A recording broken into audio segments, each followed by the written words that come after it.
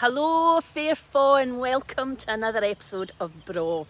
I'm Celebrant Lindsay and BRAW is my celebrant blog where I go out and about all over Scotland looking at just some of the places where I have either held ceremonies, have ceremonies planned, or that you just might like to think about to hold your ceremony. And today is a very special episode because this week I am at Buchanan Castle Estate near Loch Lomond in Scotland, and behind me you can see the ruin of the old house that was commissioned by the 4th Duke of Montrose way back in 1852, and this house was built to place the original Buchanan Old House, which was owned by the clan Buchanan before it was ruined in a fire. And I'm here because one of my I Do couples, Michelle and James from the US, were meant to get married right here in this very spot here earlier in the year. James's surname is Buchanan, and so this area has a very personal connection for them.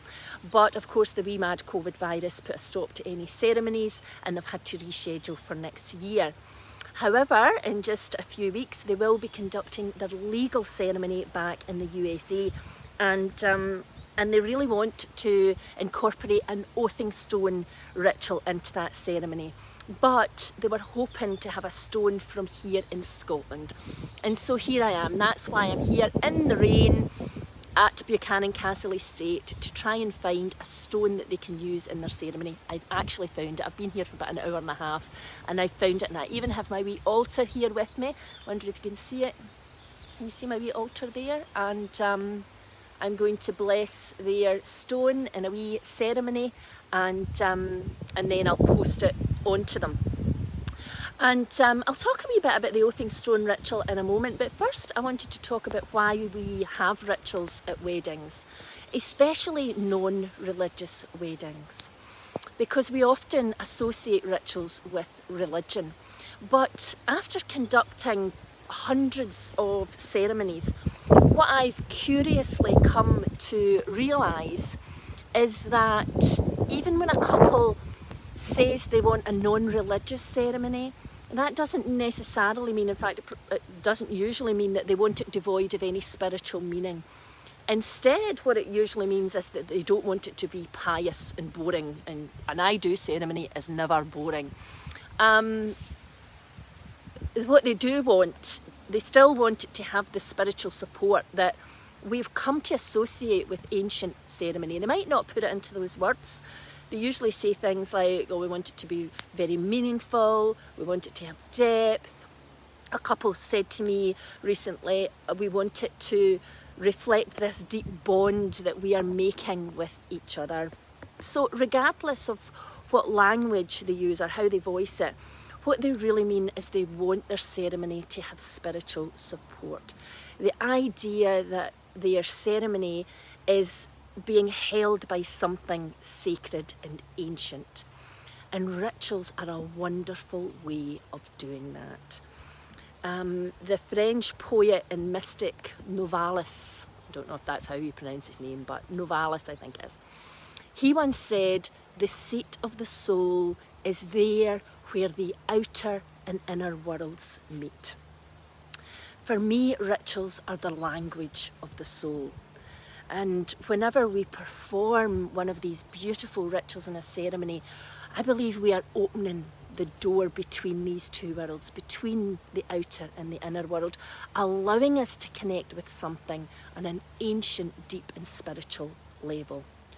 So whether it's drinking from a quaich, having your hands bound together in a hand fasting, or pledging your vows to each other on the oathing stone, rituals are rooted in the belief that this physical act is somehow connected to something beyond this world, and that brings a sense of connection, depth and sacredness to your ceremony. And even if your ceremony is fun and light-hearted, as mine usually are, it should still be sacred.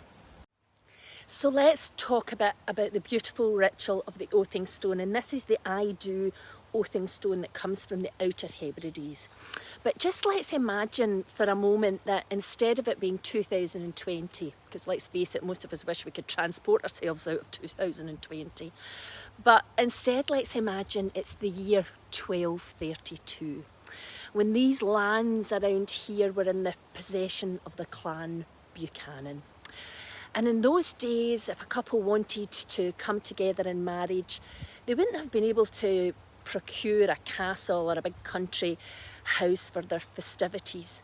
Instead, the marriage ceremony would have been a simple but deeply meaningful one at a secret location where the only people present would be the couple and the clan chief, or perhaps a travelling member of the clergy who just happened to be passing through the Buchanan lands. And the couple would either have their hands bound together in hand fasting, and or they would have made their vows on an oathing stone. Now, I'm sure you've all heard the phrase set in stone, and this is where the ritual comes from.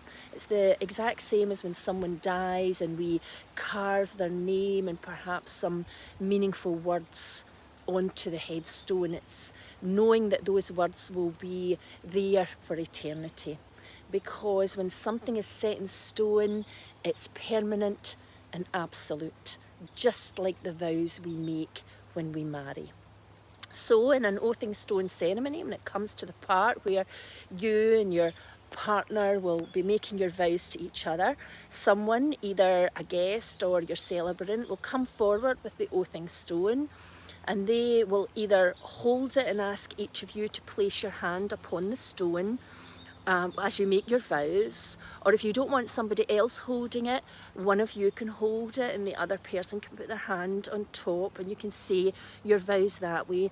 Or it can actually be on the centre, on a stand on the centre between you, and you can each place your vows, place your hands on it and then say your vows. There are so many ways of incorporating this beautiful ritual within your ceremony, but whatever way you do it, remember that your vows are heard and held by the ancients, those unseen who come here to bless your ceremony and your union.